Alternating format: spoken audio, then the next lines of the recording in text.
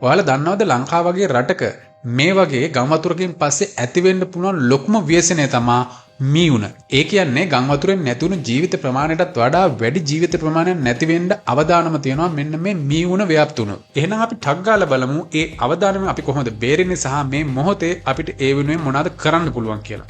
මේ මීයුන කියන්නේ මීයන් වගේ සත්තුන්ගේ මුත්‍රාවල තියෙන බැක්ටීරියා එකක්. මේ බැක්ටීරියා එක වතුරට එකතු වෙලා අන්න ඒ වතුර අපේ හම හරහා, හමේ සීරිමක් හරහා, එහෙම නැත්නම් නහය හරහා, එහෙම නැත්නම් කට හරහා, එහෙම නැත්නම් ඇස් හරහා කොහොම හරි ක්‍රමයකින් අපේ ඇඟ ඇතුළට, අපේ ලේ වලට ඇතුළු වුණොත් තමයි මෙන්න මේ රෝගය අපිට වැළඳෙන්නේ. ඉතින් මේ මීයුන වලට අපි මෙච්චර බය වෙන්නේ. ඒකට බය වෙන්න හේතුව තමයි මේ රෝගය හැදුණු අයගෙන් 5-10ක් අතර මාරාන්තික තත්ත්වය දක්වා වර්ධනය වෙලා උත්සන්න වෙන්න පුළුවන් මේ රෝගය. ඉතින් මේ රෝගයේ රෝග ලක්ෂණ ගැන ඔයාලා හොඳ අවධානයෙන් ඉන්න ඕන. සාමාන්‍යයෙන් මේක රෝග ලක්ෂණ එන්නේ අපි වතුරට බැහැලා දවස් 5-14ක් වගේ කාලයක් ඇතුළත තමයි.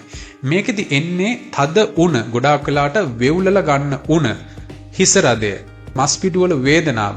ඒ වගේම තවත් විශේෂ ලක්ෂණයක් තමයි ඇස් කහවීම සහ හුස්ම ගැනීමේ අපහසුතාව වගේ දේවල් ඇතිවීම. ඉතින් මේකට හරියාකාරව ප්‍රතිකාර කරොත් ඒක මාරාන්තික වීමෙන් බේරෙන්න පුළුවන්. මේකෙදි කෙනෙකුගේ ජීවිතේ නැති වෙන්නේ එක්කෝ වකුගඩු, එහෙම නැත්නම් හෘද වස්තුව, පෙනහළු, මොළේ සහ ස්නායු පද්ධතිය අකර්මණ්‍ය වෙලා.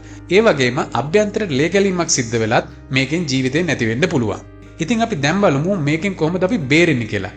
වෛද්‍ය උපදේශය නම් මේකේ ලෙඩේ ඇතිවීම වළක්වා ගැනීම තමයි ප්‍රථමයෙන්ම කළ යුත්තේ. ඒ කියන්නේ මේ වගේ වෙලාවකදී මඩ වතුරට නොබැහැ සිටීම තමයි ඊටාම වැදගත් වෙන්නේ. එහෙම බහිනවා නම් ඒකට අපි ආරක්ෂිත ක්‍රමවේදයන් අනුගමනය කරන්න ඕන. බූට්ස් දාන්න ඕන.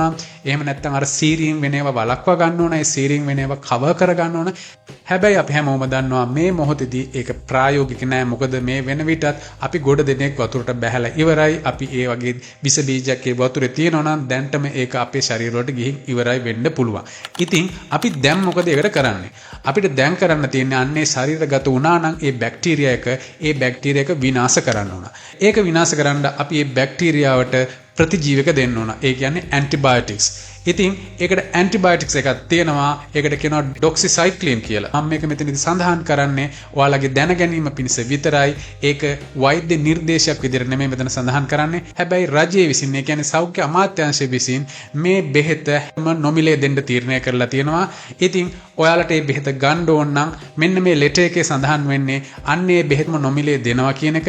ඉතින් ඔයාලා මඩට බැස්සනම්, වතුරට බැස්සනම්, වතුර ඇල්ලුවනම් හැමෝම මෙන්න මේ බෙහෙත ගන්න අනිවාර්යයෙන්ම.